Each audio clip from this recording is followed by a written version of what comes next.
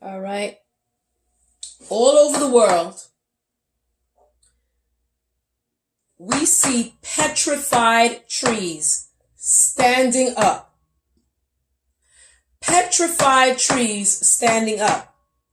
But they teach that the layers are different ages, and it doesn't sound like that is viable. Okay? Running, we find these layers, these trees, running through many layers of strata. They are called poly, which means many polystrata fossils. Okay? So, one of the tests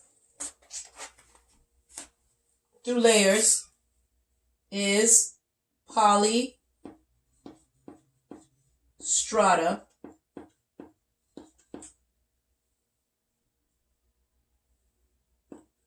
fossils. What is the explanation for that? Okay. Let's go further.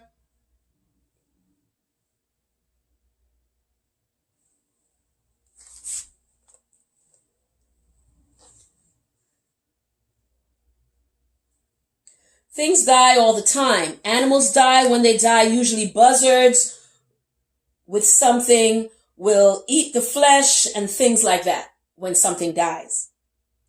The very fact that the fossils, that they actually are fossils, suggests that there was a cool, very quick burial. Something happened very rapid. Something happened very rapid. So the fact that you're finding animals whole, it suggests that they didn't just die. They all seem to be the same place when they died. That is not representative of normal death over millions of years. It seems like everything was put in one place. So that's what they're suggesting here. And let's see.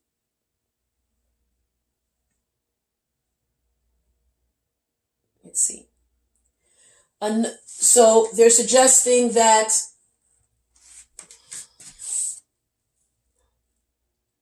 placement of fossils suggests quick burial. Okay? So placement of fossils suggests a quick burial. Okay? And again, we don't have evidence, but we do this is kind of proving against this one, polystrata fossils. Because I don't have it to show you, I can't put it here. But if you check online and you see poly, you make your own check for yourself, and you tell me if it's scientific to still hold layers at 538. Let me make that better. 538 million. When you have information like this. Okay, let's move on.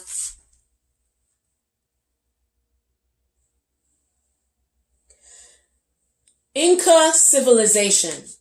If you've heard of the Inca civilization, they buried their people standing up or sitting up, wrapped in a blanket. They buried them with stones, various sizes, from like a softball sized to a beach ball size. The stones have carvings on them. And there's about 500. Of the 500 of the stones have been found to have dinosaurs carved on them. Every known dinosaur has been found on these stones. Okay. So now another test is archaeology.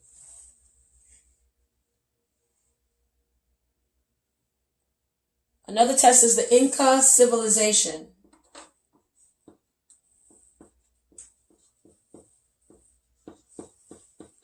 The Inca civilization.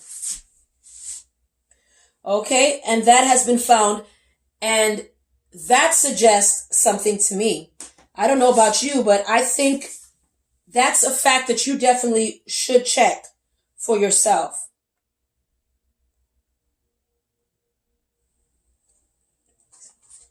All right, we're going to move on.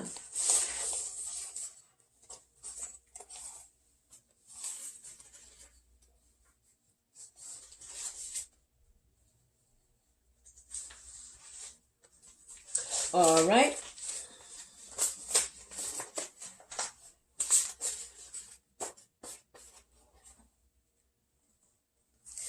Dating methods require both historical and observable science.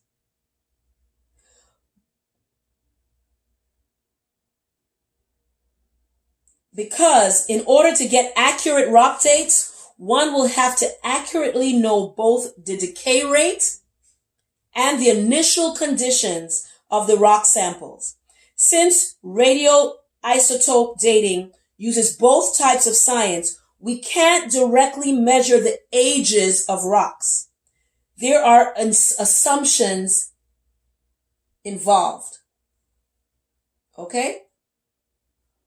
We need to know what the initial conditions were of the rock sample. Do we know the amounts of daughter elements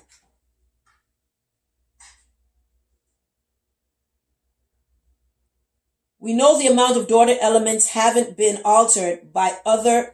Do we know, that the amount of daughter elements haven't been altered by other processes in the past?